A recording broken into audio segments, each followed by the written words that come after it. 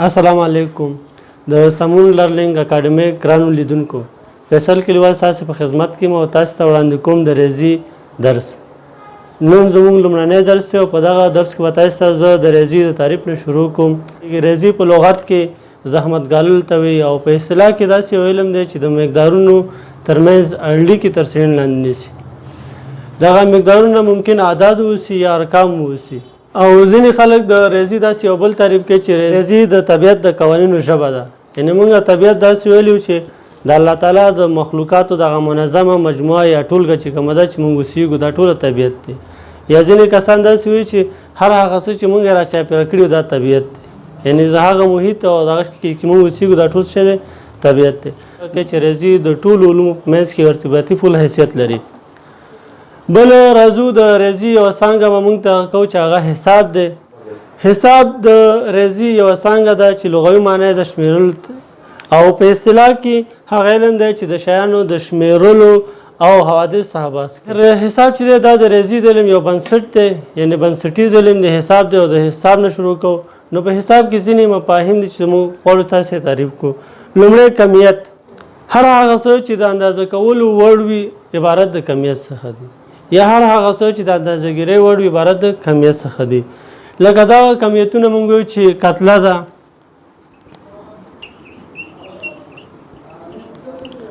وزن دی، همداسې حجم، کثافت او داسې نور. دا ټول کمیتونه دي. بل واحد د هر شي د اندازه کولو لپاره د یو معلومې اندازې څخه استفاده کیږي چې د هماغه واحد له جنس عبارت دی چې څخه د واحد څخه دی. او یا واحد یو عربي کلمه ده چې یو ته ویل کیږي. نو موږ اوس ویو لکه د کتلې واحد چې دی د کتلې د اندازه کولو واحد چې د کتلې له جنسه دی نو هغه کیلوګرام دی. نو کیلوګرام موږ ویو دا یو واحد دی چې د کتلې د اندازه کولو. یا موږ ویو چې متر، دا متر یو واحد دی چې د اوږدوالي له جنسه دی. که موږ ویو چې 15 متره ټوټه ویو نو په د 15 مترو کې دا متر 15 ځلې تکرار شوی دی. نو موږ ځکه ورته د اندازه کولو د اوږدوالي د اندازه کولو واحد متر ویو. یا د وزن د کثافت واحد چې دی کیلوګرام پر متر مکعب یا ګرام پر سانتی متر مکعب داسې دي. یا په بل عبارت عدد یو ریاضیکي مفهوم دی چې د شیانو د شمیرلو لپاره کارول کیږي. عددونه چې دی د لیکلو نه مخکې په درې شکلونو باندې موږ لرو. غربي عددونه دي چې غربي عددونه موږ داسې لیکو چې 1 2 3 4 او داسې نور لیکو. دا غربي عددونه ورته کیږي، غربي عددونه. بل شرقي عددونه موږ لیکو. او غربي دا شرقي دي.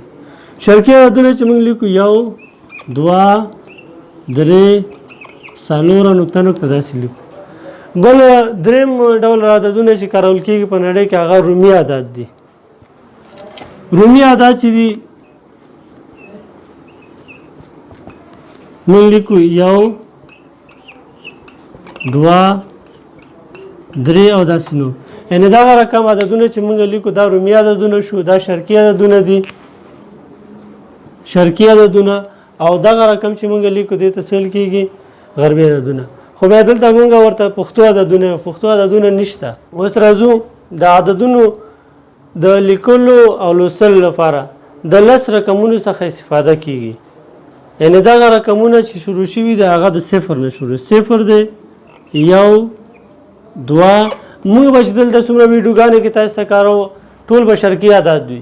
او رومي عددونه موږ چې کارو دا د ترتیب دپاره کارول کیږي، ډېر کم کارول کیږي. زیات چې موږ کارو شرقي عددونه به کارو. غربي عددونه چې دي دا په ایران کې او ځینې هېوادونو کې کارول کیږي، خو دلته په افغانستان کې چې ډېر کارول کیږي هغه شرقي عددونه دي. موږ به شرقي عددونه کارو. 2 3 4 5 6 7 8. دغه 10 رقمونو څخه ټول عددونه جوړ شوي دي. اوس که چېرته موږ ته یو عدد راکړل شوي نو موږ به لومړی د 1 نه ویو. کله چې موږ په 9 باندې یو عدد اضافه کړو هغه ته 10 راځي. 10 دوه رقمي عددونه شو. همداسې دغه دې ته موږ ادامه ورکړو دا 19 پورې راځي 19 شل دېرش څلوېښت 50 شپېته لسو نه تر 99 پورې دا دوه رقمي عددونه دي چې موږ ټول دغه ته ویو که چېرته موږ یو عدد په دې 99 باندې اضافه کړو نو دا راځي سل سل ته چې موږ وګورو 3 رقمونه یو ځای شي 2 صفرونه دي یو دی تر دا 900 او 99 عددونو پورې همداسې که موږ حساب کړو 900 او 99 3 رقمونه دي که بیا هم په دې باندې موږ یو بل رقم اضافه کړو یو ورسره اضافه کړو نو دا راځي زر چې دا څلور رقمي عدد شو څلور زرو باندې په 99 باندې کله چې موږ یو عدد اضافه کړو نو دا راځي زر چې دې ته څه ویل کېږي څلور رقمي عدد. ګرانو لیدونکو زموږ نن ورځ درس همدغه ځای باندې پای ته رسوو. راتلونکی درس به زموږ عدد لیکنه او لوستنه وي.